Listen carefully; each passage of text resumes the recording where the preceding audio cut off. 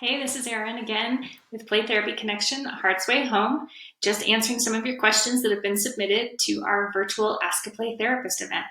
So I get to shift gears. I've been answering questions about distance learning, and so new topic for me. This question comes in and it states that both kids have been continuously getting out of bed multiple times a night.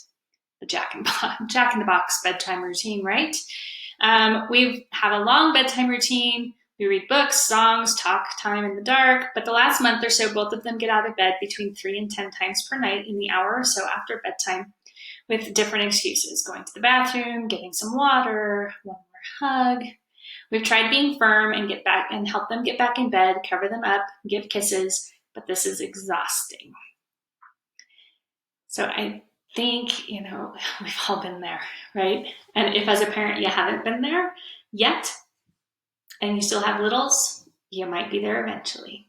So I think a couple things. One, you're absolutely responding correctly, like being firm, not giving a whole lot of emotional energy or response to the multiple getting up out of bed. I see you're up out of bed again. It's bedtime. I'm going to take you back to your room, put you back to bed. And even that might be too much verbal response, right? And too much exchange. Bedtime, silently guide them back to bed, tuck them in, good night. Okay.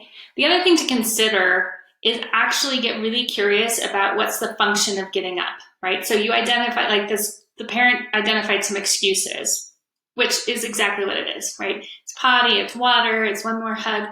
But what's really the unmet need, right?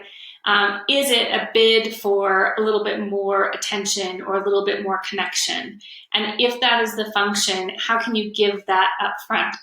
So even though it sounds like big, long bedtime routine, maybe even thinking about how can I spend, what does our routine look like from the time dinner ends until bedtime?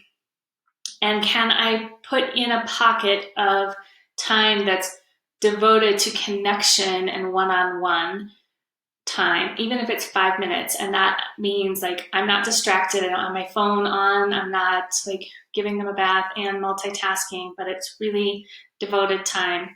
And I think naming the other potential function of this behavior is I need to check in and make sure that things are the same, right? So what is the underlying like worry or anxiety potentially about I need to just check in to make sure that my parents are still okay.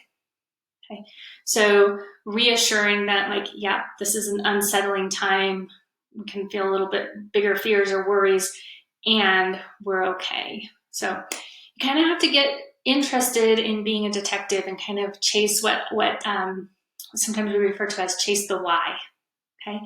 And if the why is I need more attention, connection, get curious with yourself about how can I meet that during a time of day that actually works for me so that I'm not feeling resentful, frustrated, angry when it's at bedtime and I'm trying to wind down for the day.